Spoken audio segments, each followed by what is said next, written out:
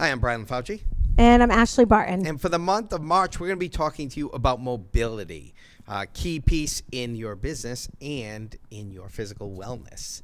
So mobility to me it's something I never did, like ever growing up.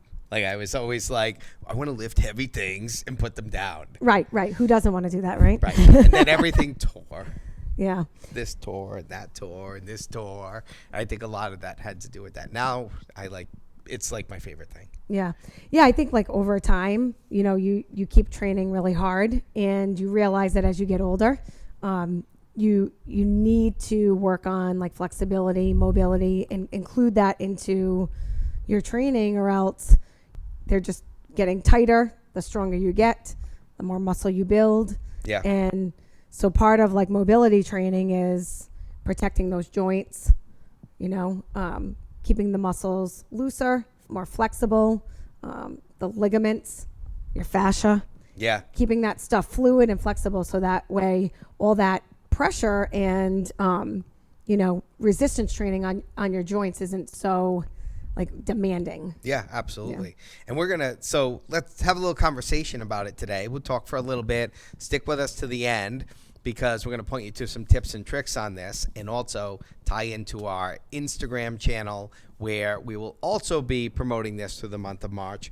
But I would relate this to two things for me. And one is trying to impart this on my kids is like a battle, because they're kind of slant. They got that like flexibility, right. But I've seen so many of my kids' friends, and luckily my kids haven't experienced this, but like blowing out their ACL in middle school, in high school.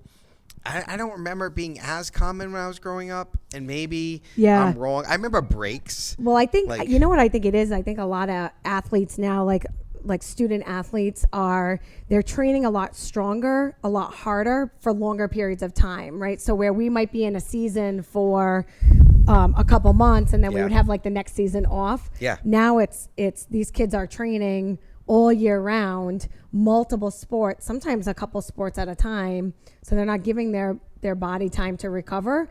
And there's not always a focus on flexibility and mobility and almost like recovery training. Right. It's really a focus on strength training. Yep. Prior to your sport, and then you're in it. You're in the power and endurance piece of it. So yeah, I think overuse injuries is pretty common nowadays. Yeah. I wonder, sometimes I feel like even coaches they're not get it. We we both sponsored the yoga sessions with my kids' high school soccer teams, boys and girls, and they wouldn't all show up, and the coach wasn't like, oh, you got to go to that. And I'm thinking to myself, this is the most important. Like these kids are getting, year-long injuries, right? An injury means you're not doing anything. The quick recovery from like an ACL tear, a quick one, is like 6 to 8 months. If you have like a great team, and you're 100, and professional athletes can turn it in like 6 to 8 months. Right. Like you're a kid, do all stupid shit, and so I just think that there's not enough focus on it. I know I didn't focus on it either. Right. I think also too, like with mobility and flexibility, focused sessions for young kids and for adults.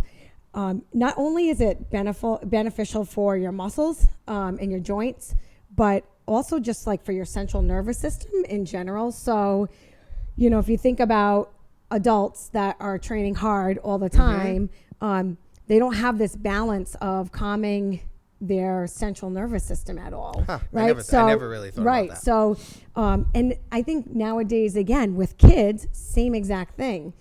They're on the go all the time. The pressure is high. There's a lot of demands. Right. That being able to have those more recovery-focused sessions allows them also to recover their central nervous system. Right. So there are a lot more benefits to focused flexibility and mobility sessions rather on top of just muscle and joint health. Right. Yeah. Right. And we work a lot with business owners And when we relate the stuff we do, a lot of times we're talking to the business owners. Right. And we work really hard to try to do the same things we do in business, in our personal life. And I think this is a big one to me because anyone would tell you that as an entrepreneur, you need to be mobile and flexible, right? That's just a thing. But they don't think of it in terms of this sort of thing, right? Mm-hmm. Like you need to be mentally mobile and flexible, and integrating the health and wellness piece into that, you need to be physically mobile and flexible as well, right? And so those two things marry together. But I don't think we put the same, you talked about systems earlier, and I know in April we're going to do a whole thing on systems, but we don't put the same systems in place. We may have systems in our business to be flexible, right? So we may design our company so that we can adapt and change, and we review process and we do all that.